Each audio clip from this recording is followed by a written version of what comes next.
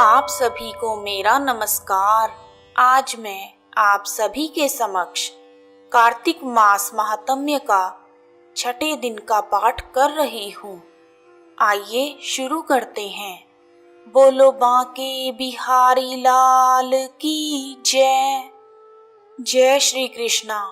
मंगलमय श्री हरि को सच्चे मन से ध्याऊं।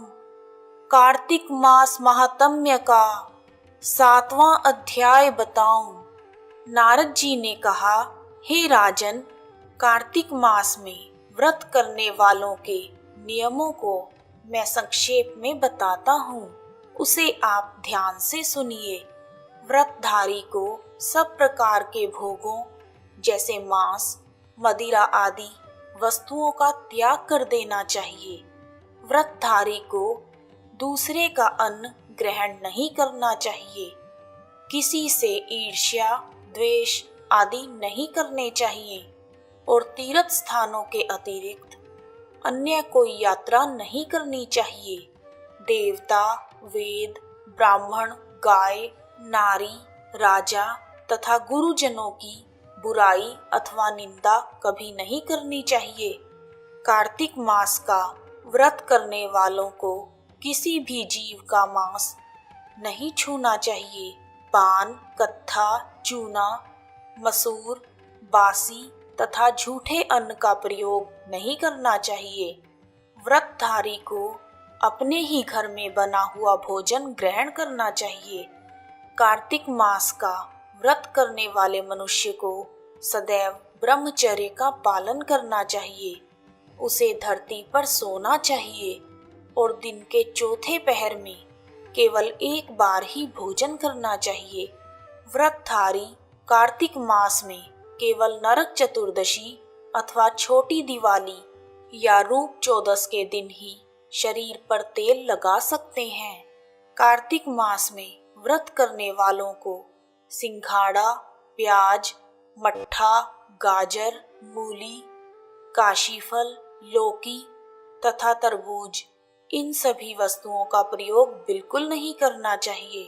व्रतधारी को बेकार के वाद विवाद में नहीं पड़ना चाहिए तथा जितना हो सके मन ही मन भगवान विष्णु जी का ध्यान करना चाहिए। भगवान विष्णु को प्रसन्न करने के लिए अपनी शक्ति के अनुसार चंद्रायन आदि व्रत करने चाहिए और कार्तिक मास के नियमों का भली भांति पालन करना चाहिए। व्रतधारी को प्रतिपदा को कुम्हड़ा, द्वितीय को कटहल, तृतीय को तरुणी, चतुर्थी को मूली, पंचमी को बेल, षष्ठी को तरबूज, सप्तमी को आंवला, अष्टमी को नारियल, नवमी को मूली, दशमी को लौकी, एकादशी को परवल, द्वादशी को बेर, त्रयोदशी को मट्ठा, चतुर्दशी को गाजर तथा पूर्णिमा के दिन शाक का प्रयोग नहीं करना चाहिए। रविवार के दिन आंवले का प्रयोग कदापि नहीं करना चाहिए। कार्तिक मास में व्रत करने वाला मनुष्य यदि इन शाकों में से किसी भी शाक का सेवन करना चाहे तो पहले ब्राह्मण को देकर फिर ग्रहण करे। यही विधान माघ मास के व्रत के लिए भी होता है। देवोत्थान एकादशी में कार्तिक मास के नियमों के अनुसार नृत्य, जागरण, गायन तथा वादन आदि करने चाहिए। कार्तिक मास के व्रत को विधि विधान से करने वाले मनुष्य को देखकर यमदूत ऐसे भाग जाते हैं जैसे सिंह की दहाड़ से हाथी भाग जाते हैं। कार्तिक मास का व्रत सभी व्रतों में श्रेष्ठ है। इसके अतिरिक्त जितने भी व्रत तथा यज्ञ हैं वह हजारों की संख्या में किए जाने पर भी इसकी तुलना नहीं कर सकते, क्योंकि यज्ञ करने वाले मनुष्य को सीधा वैकुंठ की प्राप्ति होती है। जिस प्रकार राजा की रक्षा उसके अंगरक्षक करते हैं, उसी प्रकार कार्तिक मास का व्रत करने वालों की रक्षा भगवान विष्णु की आज्ञा से इंद्र आदि देवता करते हैं। व्रतधारी मनुष्य जहाँ कहीं भी रहता है वहीं पर उसकी पूजा होती है, उसका यश फैलता है। उसके निवास स्थान पर भूत पिशाच आदि कोई भी टिक नहीं पाते। पूरे श्रद्धा भाव तथा विधि विधान से कार्तिक मास का व्रत करने वाले मनुष्यों के पुण्य का वर्णन ब्रह्मा जी भी नहीं कर सकते। यह व्रत सभी पापों को नष्ट करने वाला, पुत्र पौत्र प्रदान करने वाला और धन धान्य की वृद्धि करने वाला है।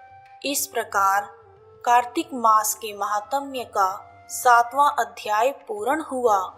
श्री कृष्ण गोविंद हरे मुरारी, हे नाथ नारायण वासुदेवा। श्री कृष्ण गोविंद हरे मुरारी, हे नाथ नारायण वासुदेवा। यदि आपको कार्तिक मास के महात्म्य का छठे दिन का पाठ पसंद आया है तो कमेंट बॉक्स में जय श्री कृष्णा, जय दामोदर भगवान, जय माता दी लिखना ना भूलें।